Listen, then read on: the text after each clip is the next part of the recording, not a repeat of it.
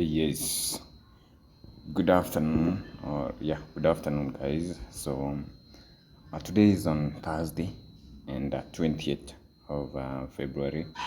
Want us to really see what we can expect as of today. Seeing that gold, as of we have been really bullish as of Tuesday, but Wednesday we saw a drop, and I'd sent something that via my Telegram concerning this price action around this area that we should learn about it, and I'm gonna also talk about it. But before that, let's get started as of what I'm expecting as of today. So like us to start from the daily time frame. What can we see of the daily time frame? Let's ensure that these are only below 4-hour fair value gap visible below this one, below right there. So of the daily time frame or of the weekly time frame, what you can see is the market created an immediate rebalance around at this point in time, created an immediate rebalance on overlap, and then we expanded higher. We have taken the previous week's high that was engineered there. We had this fair value gap, which was my first context area, which was supposed to be my second context area after the immediate rebalance. But at that point in time, I didn't recognize, I didn't identify this immediate rebalance, and then the market just tapped onto it, and then we pushed higher. So as of today, what am I really expecting? We had yesterday consolidating after the sweep of this previous week's high. We consolidated, and we usually tend to have resistance like this whenever the market has swept a major liquidity pool or has rallied into a fair value gap. We tend to have some resistance, then we continue towards the same direction if we are bullish. As for this situation, we swept that. Also, we swept the previous day's high. We consolidated. As of yesterday's, we have confirmed this daily fair value gap. But currently, what we're seeing is the market has expanded higher. We have swept these highs, and to me, is it likely that we may sting into this fair value gap? Not likely, but we will be having the confirmation of the lower time frames. A good example for a scenario like that is let me try to identify. Right. Is a scenario like this. We had formed a bearish fair value gap, but the market didn't really tap into it. What the market did, we continued lower, but later on, that's when the market rallied back into this fair value gap and utilized at this day. So what the same is what we can also expect possibly for today and onwards. We might have not really trade into this fair value gap, but how can we confirm that? We need to confirm that of the lower time frame. But also, if we try to read the structure of the daily time frame, is that the market is forming higher highs and higher lows, and we have created a bullish change in state of delivery that was tapped into yesterday, as that fair value gap was confirmed and the market continued high. So immediately this candle closed above this down close candle, we have that change in state of delivery, and immediately we have candle closing above this high. That's what we call the market structure shift or the change of character. And so to identify whether price will be coming to this low or what we can react to as of today, we need to drop off to the 4-hour time frame and try to identify what we can see. So what we can see around this point is we have created a bullish change in state of delivery by this candle closing above this consecutive two down close candles. We can also see we have created a market structure shift. We also have created a bullish fair value area, that's the FEA, because we have price leg number 1, we have price leg number 2, and finally we have price leg number 3. And so is it likely that we might drop to this daily fair value gap with this 4-hour change in state of delivery, change of character, and market structure shift, and also this nice displacement, to me it's very low probability that we might expect to see price drop to this.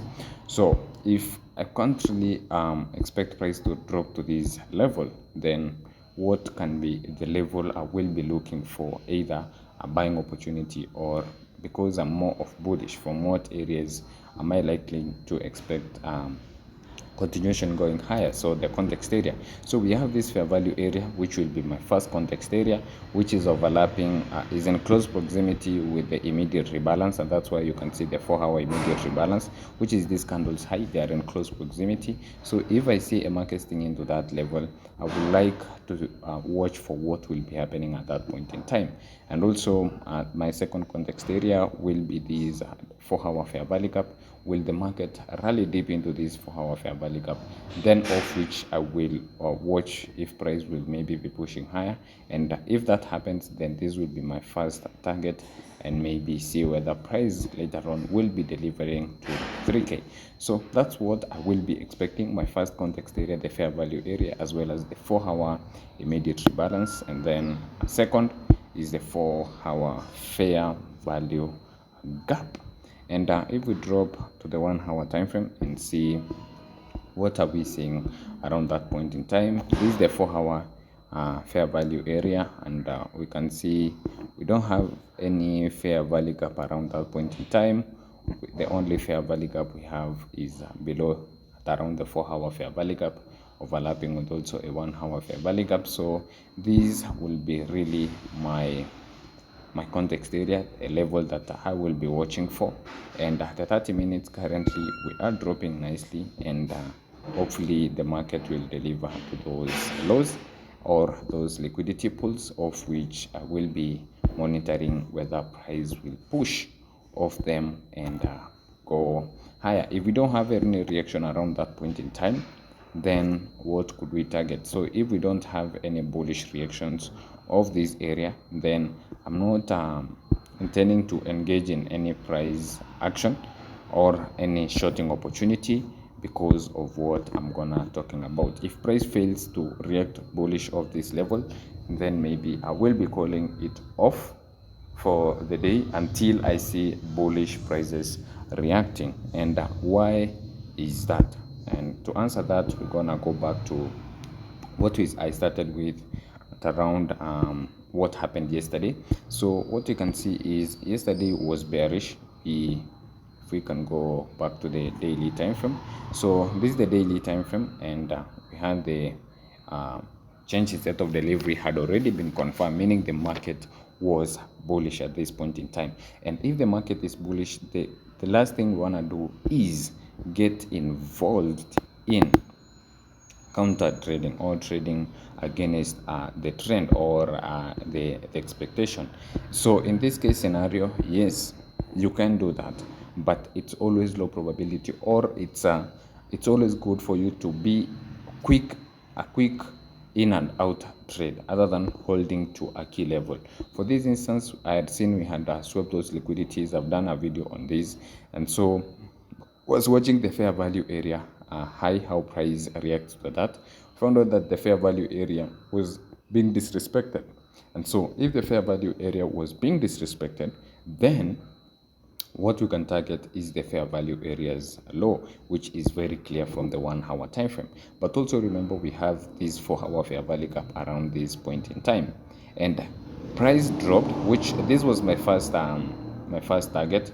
If I was bearish, I will also take you back to the trades that I took. So this was my first target, the fair value areas low, and also the second target was to be this fair value gap. But what can you realize is price hasn't really delivered to this 4-hour fair value gap, right? So someone who had a trade that was being held towards this 4-hour fair value gap, actually maybe if he didn't close the trade earlier on, or maybe had moved the stops to break even, then you see that the wherever his stops were, maybe around this high or this high, they have already been taken, right?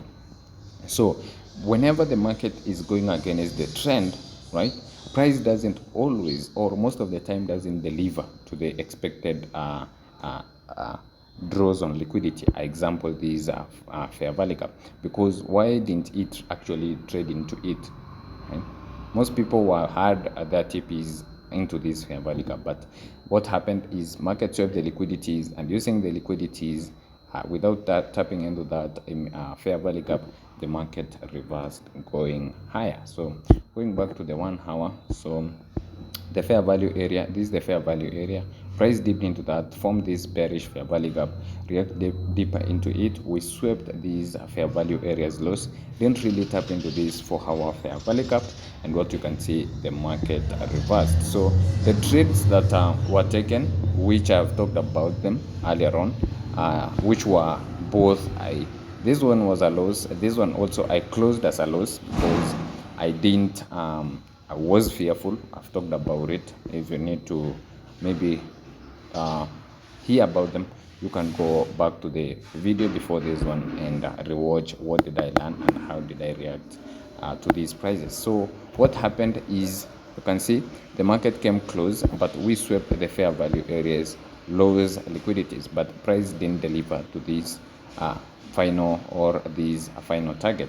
But even though price had played out nicely, can't complain about them, and that's what happened. And that's the reason why it's always kind of low probability to be trading against the trend, because these retracements are not always deep. So if we can go always also to this price action, you can notice though we had a fair value gap that was tapped into, we have a small retracement, then an expansion, small retracement, then an expansion. So it's not ideal to be involved in these retracements, but to be involved in the real expansion moves. So drop, small drop, we have these expansion, small drop, expansion, another drop, another expansion. So whenever you're trading against the trend, it's never ideal. So wait until whenever the move or the retracement is finished, then engage in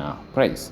So that's what I'm expecting, and until otherwise happens, if we see also the 1 hour time frame closing above this high, we might also not really expect to see price deliver into that fair value area.